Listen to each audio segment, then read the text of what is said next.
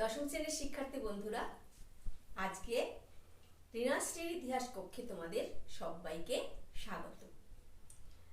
আমরা দশম শ্রেণীর ইতিহাসের প্রথম অধ্যায়ের আলোচনা করছিলাম। তো প্রথম অধ্যায়ের আলোচনার যে শিরোনাম ছিল নতুন সামাজিক ইতিহাস, সেটা আমরা শেষ করেছি। আজকে আমরা তার পরের নতুন একটা শিরোনাম, সেটা হচ্ছে আধুনিক ভারতের ইতিহাস চর্চার উপাদান ব্যবহারের পদ্ধতি। তাহলে আধুনিক ভারতের ইতিহাস চর্চার উপাদান ব্যবহারের পদ্ধতি, এই সম্পর্কে আলোচনা করব।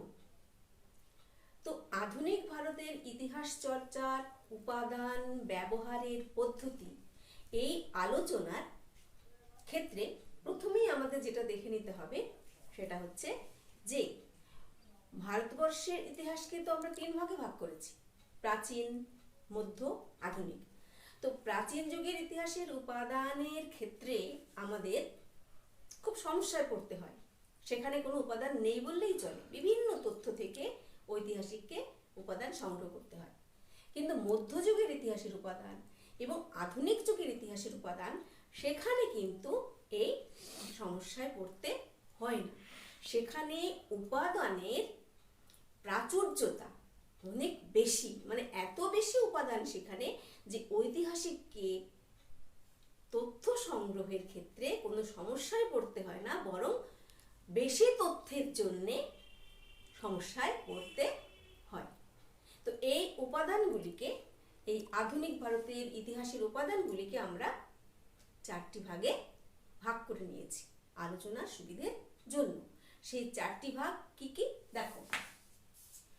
এক হচ্ছে সরকারি নথি, দুই আত্মজীবনী ও স্মৃতি কথা, তিন চিঠিপত্র ও ডায়েরি, চার হচ্ছে সাময়িক পত্র ও সংবাদপত্র। তাহলে আমরা আধুনিক ভারতের ইতিহাসের উপাদানকে চার ভাগে ভাগ করলাম। সরকারি নথি এক, দুই হচ্ছে আত্মজীবনী ও স্মৃতিকথা, তিন হচ্ছে চিঠিপত্র ও ডায়েরি, এবং চার হচ্ছে সাময়িক পত্র ও সংবাদপত্র। তো আমরা আজকে এক নম্বরটা আলোচনা করব।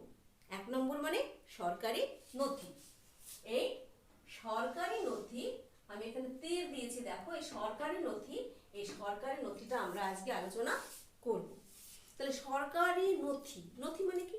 নথির ইংলিশটা হচ্ছে রেকর্ড। নথিকে বলা হয় রেকর্ড, ইংলিশে, বাংলায় বলা হয় নথি। তাহলে এই সরকারি নথি, এই ব্যাপারটা কিন্তু মোগল যুগেও ছিল। অর্থাৎ এই সরকারি নথি সংরক্ষণ করতে হয়, যত্ন করে রাখতে হয়। তো এই ব্যাপারটা কিন্তু মোগল যুগে ছিল, অর্থাৎ মধ্যযুগে ছিল, সুলতানি যুগেও ছিল, আর আমাদের আধুনিক যুগেও এটা আরো বেশি করে আছে।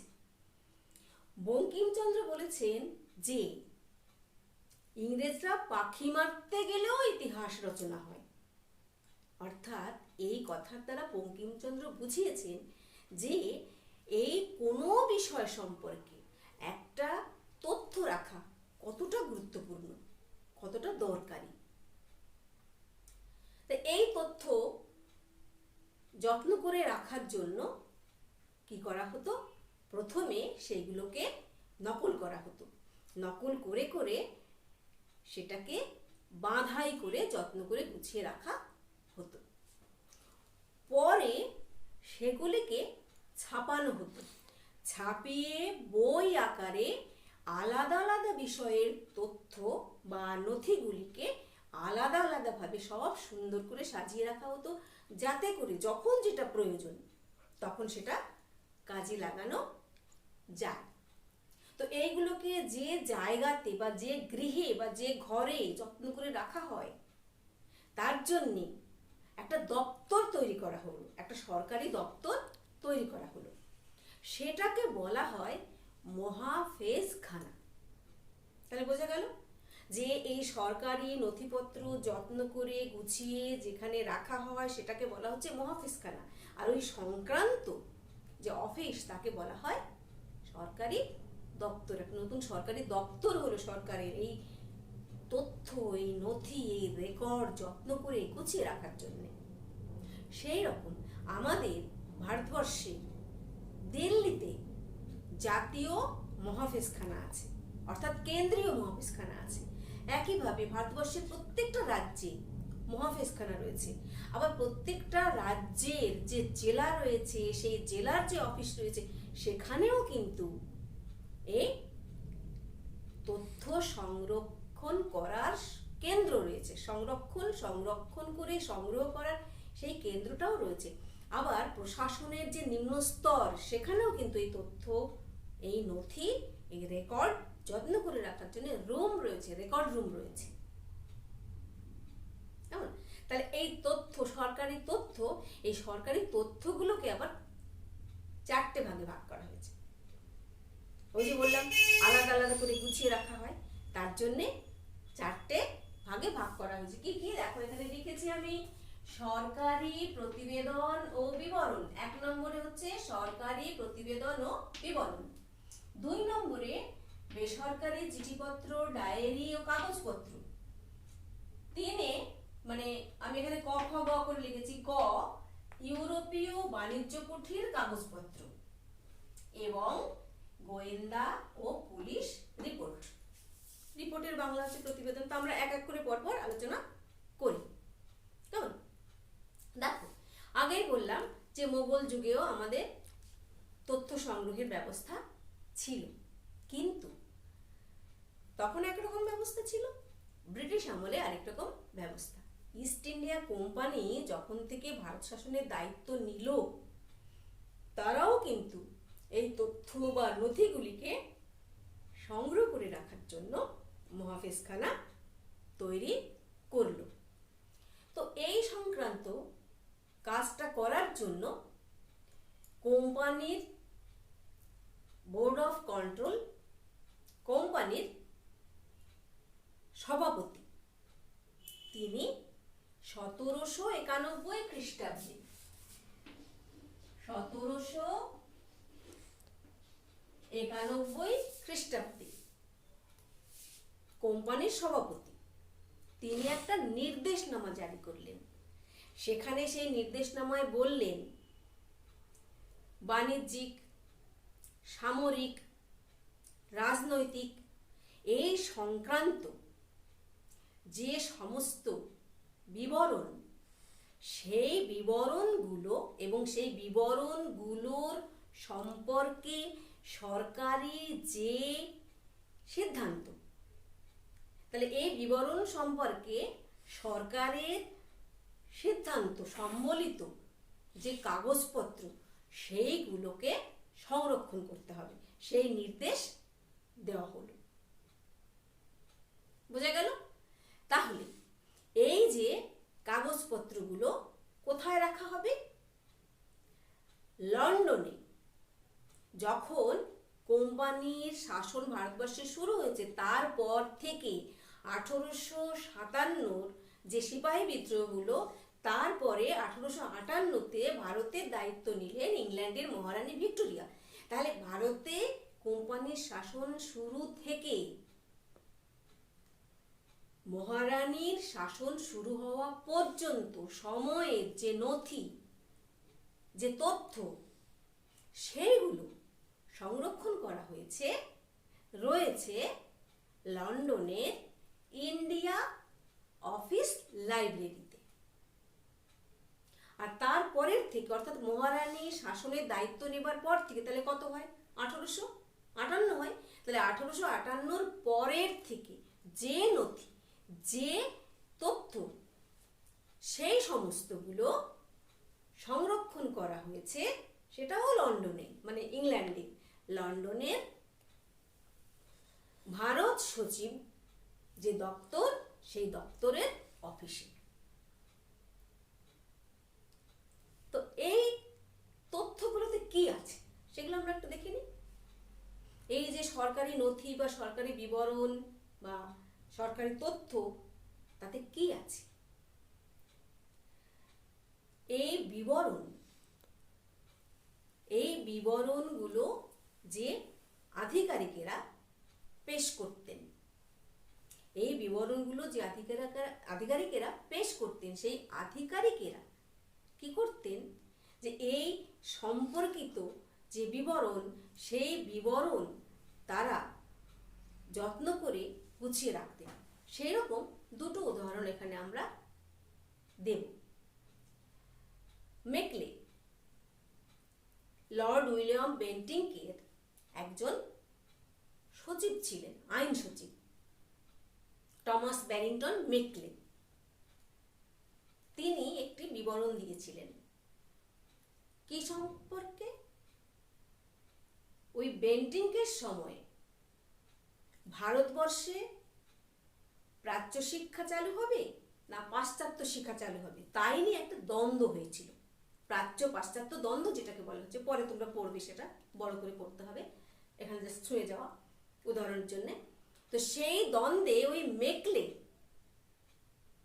যে প্রতিবেদন দিয়েছিলেন, সেখানে তিনি একটা মন্তব্য করেছিলেন। তিনি বলছেন যে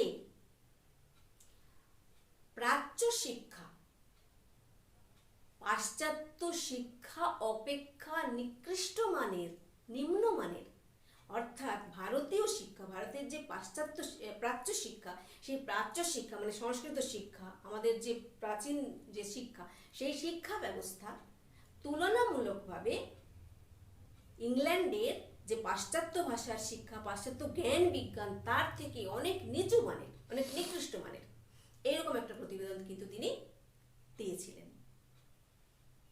আবার যখন ভারত ছাড়ো আন্দোলন হলো, সেই সময় এক সরকারি আধিকারিক ইংল্যান্ডে জানাচ্ছেন যে এই আন্দোলন এমন আকার ধারণ করেছে, এই আন্দোলন নিয়ে ব্রিটিশ সরকার এমন বিপর্যস্ত যে এর পরে যদি আবার এইরকম একটা আন্দোলন হয়, তাহলে সেই আন্দোলন দমন করা ব্রিটিশদের পক্ষে অসম্ভব হয়ে যাবে, ভারতবর্ষে ব্রিটিশ শাসনের অবসান ঘটবে। এইরকম প্রতিবেদন, এসব কিন্তু ওই যত্ন করে সংরক্ষণাগারে রাখা আছে। আর বিবরণের ক্ষেত্রে আমরা বলবো যে সেই সময় ইংরেজরা তো বাইরে থেকে আমাদের ভারতবর্ষে এসেছিল, তো ভারতবর্ষের বিভিন্ন অঞ্চল, বিভিন্ন স্থান সম্পর্কে তাদের কোনো ধারণাই ছিল না। তখন তাদেরকে বিভিন্ন ধরনের বিবরণের উপর নির্ভর করতে হতো প্রশাসনিক ক্ষেত্রে, ওই অঞ্চল সম্পর্কে জানার জন্য, ওই অঞ্চলের বৈশিষ্ট্য কি, সেখানকার মানুষের চরিত্র কি, এই সমস্ত খুঁটিনাটি না জানলে শাসন করতে অসুবিধে হয়। সেই জন্য তারা এই সমস্ত বিবরণের উপর ভীষণ নির্ভর করত। কোনো একটা অঞ্চলে কোনো ঘটনা ঘটলে সেই অঞ্চলের ঘটনা সম্পর্কে তাদেরকে জানতে হতো। কিভাবে জানতো তারা? ওই বিবরণের মাধ্যমে তারা এগুলো জানতো। তো সেই বিবরণ যখন আসতো, সেই বিবরণগুলো তারা যত্ন করে ছাপিয়ে বইয়ের আকারে রেখে দিত, যাতে বিভিন্ন উচ্চপদস্থ আধিকারিক সেগুলো পড়ে ওই অঞ্চল সম্পর্কে তারা জ্ঞান লাভ করতে পারে, অবহিত হতে পারে, তাহলে তাদের শাসনের সুবিধা হবে। এরকম দুটো ঘটনা আমি বলবো এখানে। যেমন নীল বিদ্রোহ যখন হয় 1859 নীল বিদ্রোহ হয়েছিল। তো এই নীল বিদ্রোহ কেন হচ্ছে সেই সম্পর্কে অনুসন্ধানের জন্য সরকার নীল কমিশন গঠন করেছিলেন। আর এই নীল কমিশন দীর্ঘদিন ধরে তত্ত্ব তালাশ করে যে রিপোর্ট পাঠিয়েছিল, মানে যে প্রতিবেদন বা বিবরণ পাঠিয়েছিল, সেটা অত্যন্ত গুরুত্বপূর্ণ। সেটি কিন্তু নীল বিদ্রোহের ইতিহাস লেখার জন্য আমাদের একজন ঐতিহাসিকের কাছে বা ওই নীল বিদ্রোহ সম্পর্কে গবেষণা করার জন্য একজন গবেষকের কাছে অত্যন্ত মূল্যবান একটা উপাদান। আবার সেই সময় সাঁওতাল বিদ্রোহ হয়েছিল বীরভূম, বাঁকুড়া, মেদিনীপুর, এই অঞ্চলটাতে যে সাঁওতাল বিদ্রোহ হয়েছিল, সেই বিদ্রোহ কেন হচ্ছে, সেই বিদ্রোহ সম্পর্কে তথ্য সংগ্রহের জন্য একজন আধিকারিককে দায়িত্ব দেওয়া হয়েছিল। তিনি 100 পাতারও উপরে বেশি এই সম্পর্কে তথ্য লিখে পাঠিয়েছিলেন। আর এই তথ্যগুলো যারা লিখতো তারা কিন্তু অনেক খেটে, অনেক জেনে, তারা অনেক তথ্য সংগ্রহ করে, অনেক পরিশ্রম করে এই তথ্যগুলো লিখতো। সুতরাং বোঝো যে এই তথ্যগুলো যারা লিখতো তারাও কিন্তু খাটতো, তারাও পরিশ্রম করতো, তারাও তথ্য সংগ্রহ করতো। তথ্য সংগ্রহ করে তারা লিখে তারপরে সেগুলোকে তারা জমা দিতেন। ফলে এইগুলোর গুরুত্বও কিন্তু অনেক বেশি। তাহলে এই গেল সরকারি নথি, সরকারি নথির প্রথম আলোচনা। কেমন? তারপরে আমরা খ, বেসরকারি চিঠিপত্র, ডায়েরি ও কাগজপত্র এ সম্পর্কে আলোচনা করব। তাহলে বেসরকারি মানে সরকারি নয়, তাই তো? বেসরকারি মানে সরকারি নয়।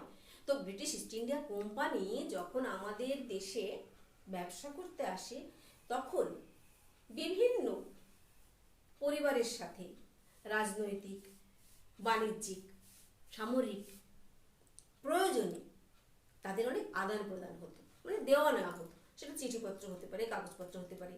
তো সেই যে আদান প্রদানের মাধ্যম চিঠিপত্র, সেগুলো তখন গুরুত্বপূর্ণ একটা ব্যাপার হয়ে যায়, সেগুলো ইতিহাসের উপাদান হয়ে যায়।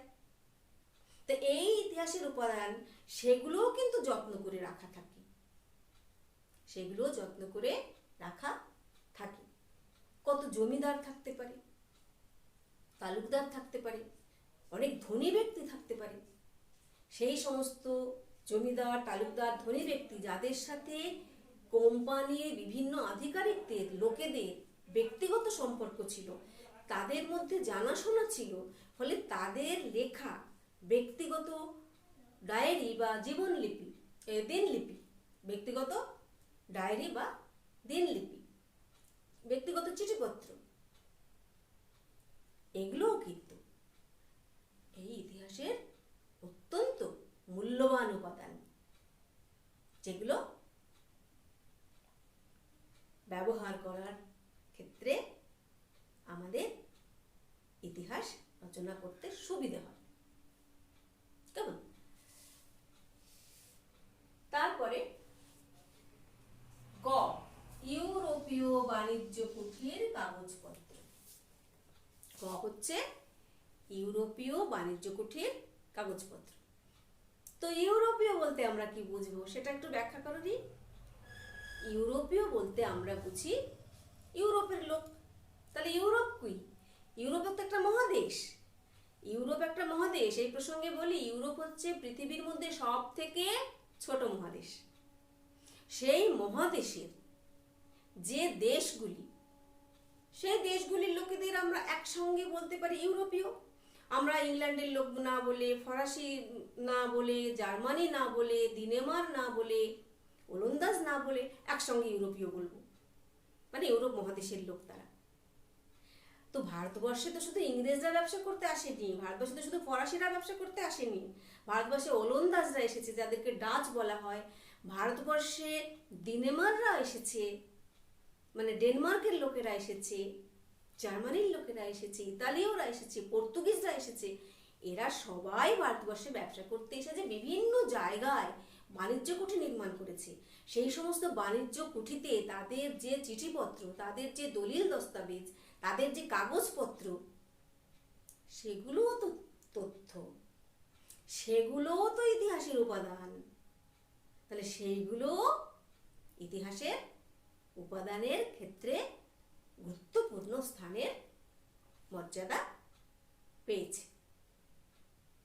কেমন? তাহলে আমরা কিন্তু একসঙ্গে এই যে তিনটে উপাদান আলোচনা করলাম, একসঙ্গে তিনটে উপাদান আলোচনা করলাম, এইগুলোকে আমরা একসঙ্গে সাধারণ তথ্য বলতে পারি। আমি এপাশে লিখছি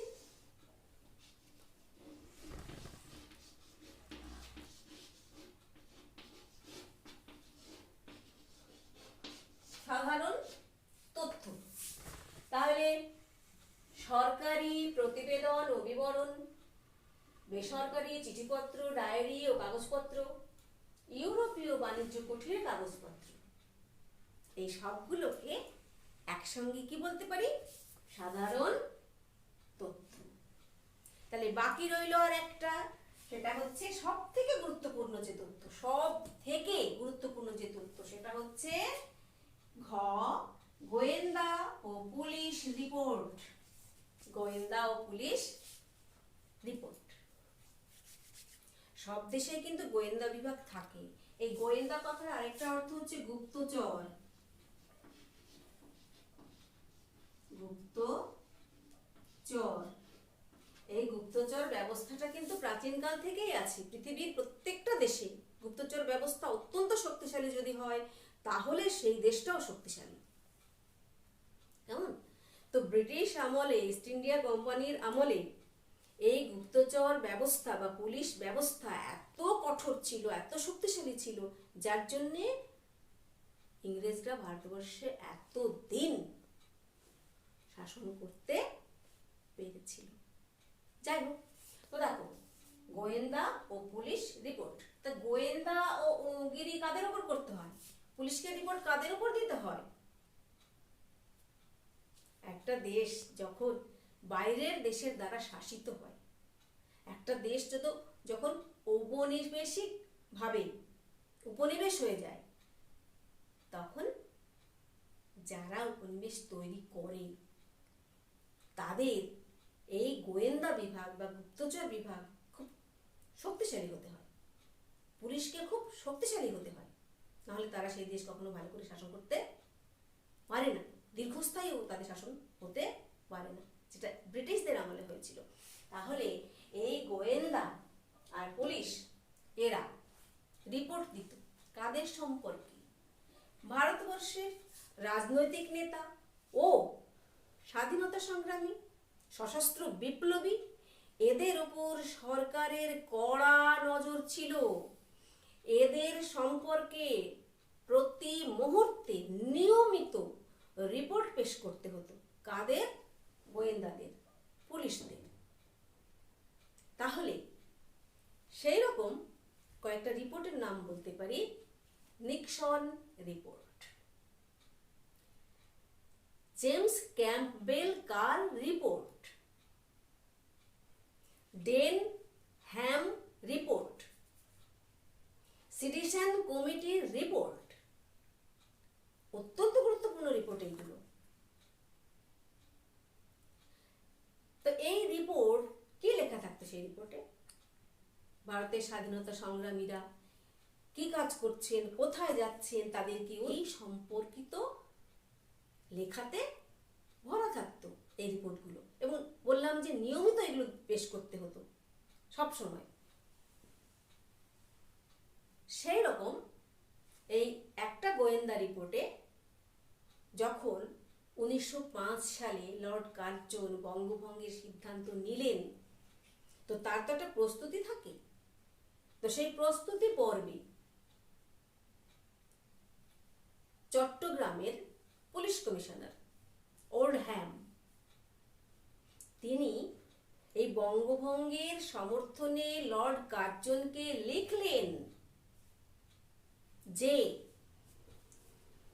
বঙ্গভঙ্গ হলে বাংলাদেশের হিন্দুরা সংখ্যালঘু হয়ে পড়বে। তাই বঙ্গভঙ্গ হলে বাংলাদেশের সংখ্যালঘু হিন্দুদের রাজনৈতিক আধিপত্য কমে যাবে। অর্থাৎ এটিই ছিল তাদের উদ্দেশ্য। বাংলাকে ভাগ করার পেছনে কার্জনের উদ্দেশ্য তাই ছিল। কেন কি? কলকাতা আর ঢাকা এই দুটো অঞ্চলের বিপ্লবীদের মিলিত প্রচেষ্টায় এখান থেকে যত বিপ্লবের জন্ম হয়েছে, বাংলাকে বলা হচ্ছে বিপ্লবের আঁতুর ঘর, আকর, খনি। সুতরাং যদি বাংলাকে দুই ভাগ করে দেওয়া যায়, তাহলে এই রাজনৈতিক আন্দোলন, এই স্বাধীনতার সংগ্রাম পঙ্গু হয়ে পড়বে, দুর্বল হয়ে পড়বে। সুতরাং রাজনৈতিক আধিপত্য কমে যাবে। ওল্ডহ্যাম চট্টগ্রামের পুলিশ কমিশনার বঙ্গভঙ্গের সমর্থনে কার্জনকে লিখলেন। ওদের উদ্দেশ্যই তো তাই। ওদের উদ্দেশ্যই তো তাই, কিভাবে ভারতবর্ষে তাদের শাসনকে দীর্ঘস্থায়ী করতে পারে তার ব্যবস্থা করা। আবার আরেকটা হচ্ছে, যখন এই সশস্ত্র বিপ্লবীরা আন্দোলন করছেন, তখন এই গোয়েন্দা বিভাগ সরকারকে রিপোর্ট দিচ্ছে যে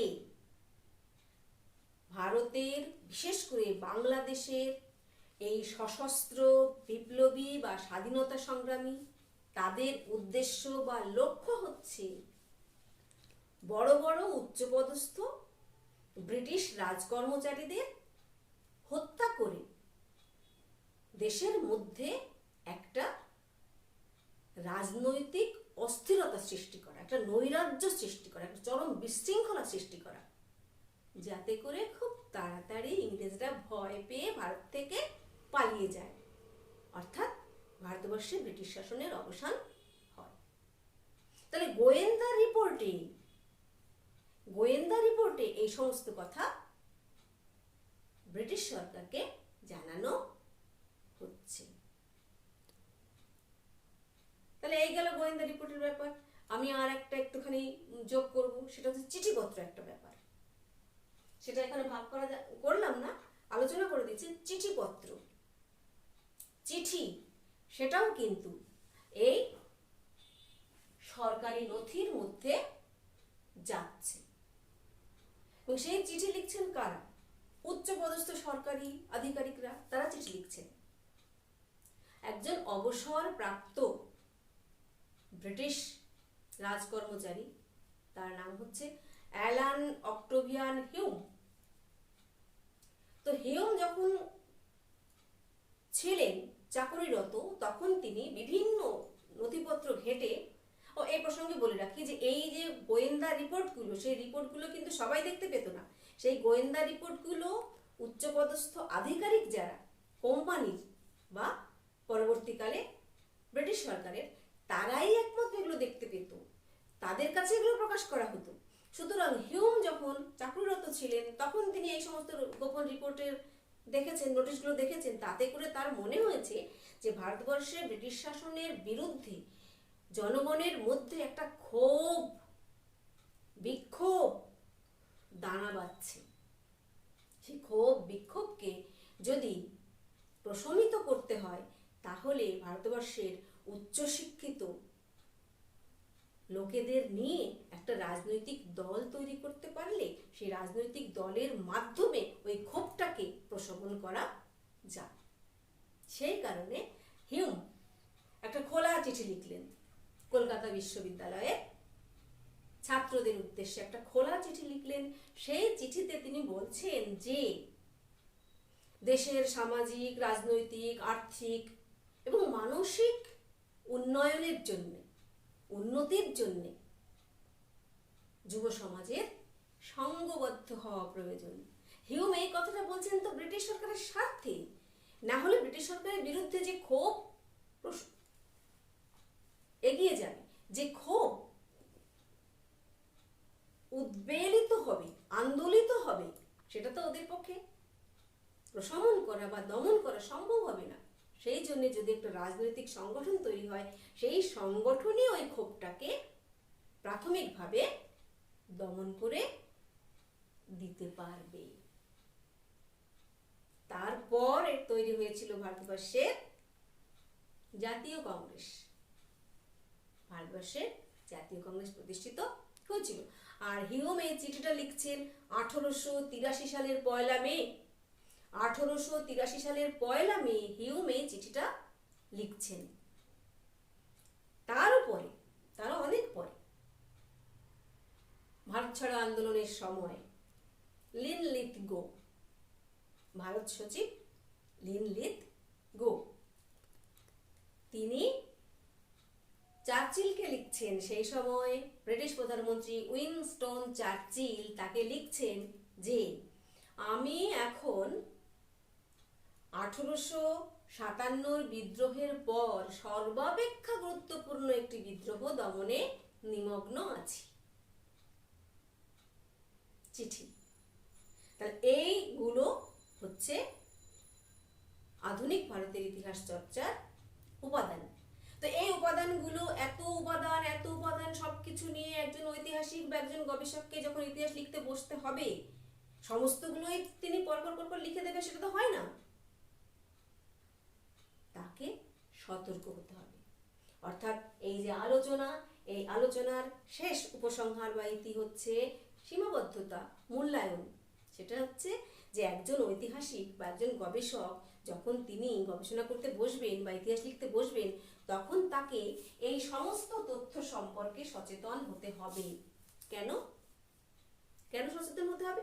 এই জন্যে যে এই তথ্যগুলো কিন্তু ঔপনিবেশিক সাম্রাজ্যবাদী দৃষ্টিভঙ্গিতে লেখা, সুতরাং এগুলো পক্ষপাত দুষ্ট, একপেশে, নিরপেক্ষ নয়।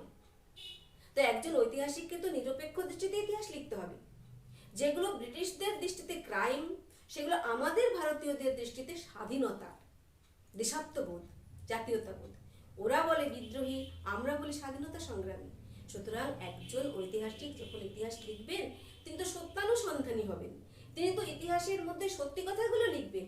ইতিহাস তো কোনো মন গড়া কাহিনী নয়, অবৈজ্ঞানিক কিছু নয়, অনৈতিহাসিক কিছু সেখানে লেখা যাবে না, সেখানে তথ্যপূর্ণ লিখতে হবে। সুতরাং এই তথ্যগুলোর ভিত্তিতে একজন ঐতিহাসিককে নিরপেক্ষ দৃষ্টিভঙ্গি নিয়ে তাকে সত্য তুলে ধরতে হবে।